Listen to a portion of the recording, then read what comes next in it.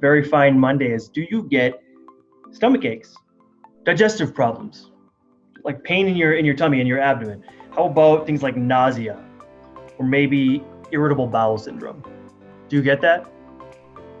I would say, venture to guess that probably more than 90% of the people that come to see us will complain of some kind of digestive trouble.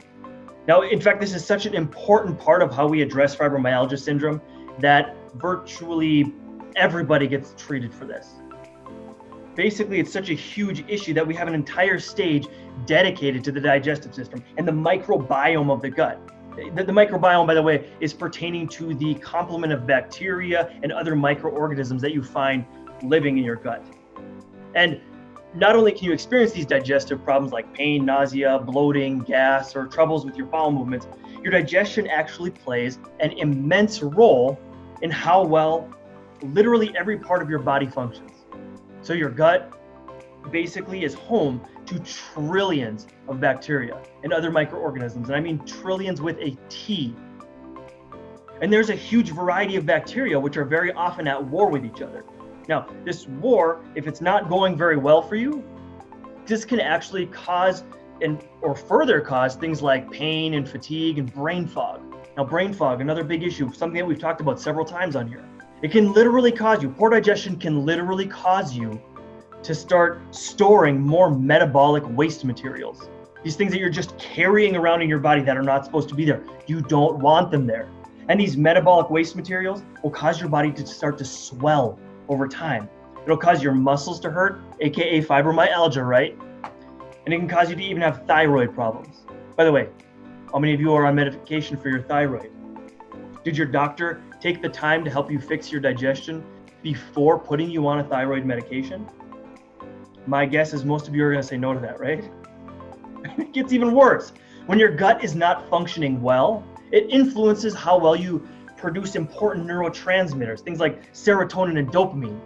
These are like happy hormones, which are literally responsible for making you feel healthy and happy, for having a true sense of well-being. Without them, you can't feel that way. You simply can't. So not only will a poor gut health cause problems with your tummy, with your digestion, but it'll make you feel bad. And it will cause you to increase the waste your body carries around, which will in turn increase things like brain fog, the waste materials you're carrying in your head. Now, how can you possibly feel well, healthy, and happy when all this is occurring? This is why it is so important for us to be addressing digestive health when it comes to treating fibromyalgia. Now, what makes it even worse is that when your digestion is bad, this also causes you to be predisposed to stress. So you tend to get elevated cortisol levels. You become more stressed more easily. You fly off the handle more easily.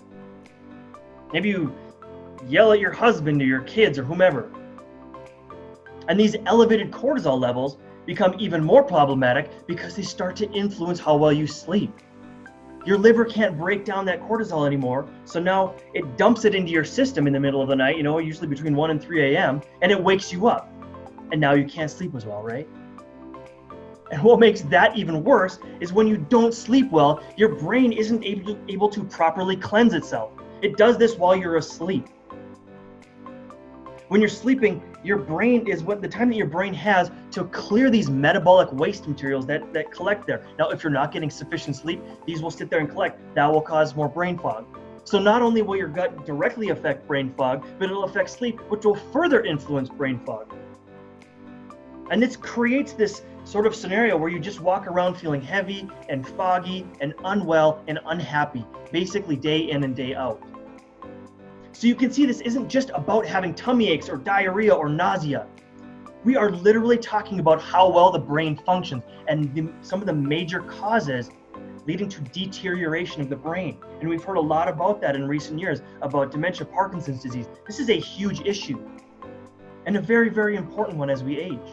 Do you want to be capable of your mental faculties as you get older? So how do we fix this problem? It's a very daunting task trying to figure out what is healthy these days amidst all the dross on the internet. Now, there are thousands of blogs and books and articles, fad diets. They're all over the place. Internet, bookstores, you name it. You're going to see it everywhere. And my honest advice is to stay away from basically most of it.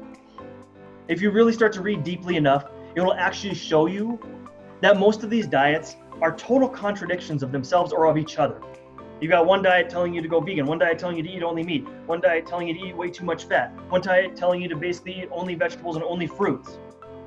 And everybody has got some piece of research that they have cherry-picked from this mountain of research out there in order to support the diet that they want you to follow, or whatever program it is. You really want to fix this. The first thing to do, you have to start eating more simply. Easy to digest foods that are cooked, that are not raw. It makes it easier for your tummy. Foods that are not overly doused in sugar, grease, or excessive fats of any kind. And basically anytime you go out to eat, that's what you're getting. You're getting food that is just loaded with a whole bunch of extra things because it makes it taste wonderful. I watch some of these incredible chefs on TV, and they are just loading things with flavor in the form of fats, in the form of sugar, in the form of excessive salt. And yes, they taste good, but it's not good for you. And this even includes healthy fats. People are eating way too much even healthy fat these days. I can't tell you how many people come in and they say that they're eating tons of avocado, but every time they eat an avocado, their nose starts to run, they get a tummy ache. Their mouth seems like it's got a coating, like phlegm in it. We're consuming much too much of it. Honestly, one of the best pieces of advice that I'll give, and I'm going to leave you with this. One of the best things I have people do, one of the first things I have them do, is to start every day with a warm cup of ginger tea. That's it. Before eating or drinking anything else, a nice warm cup of ginger tea.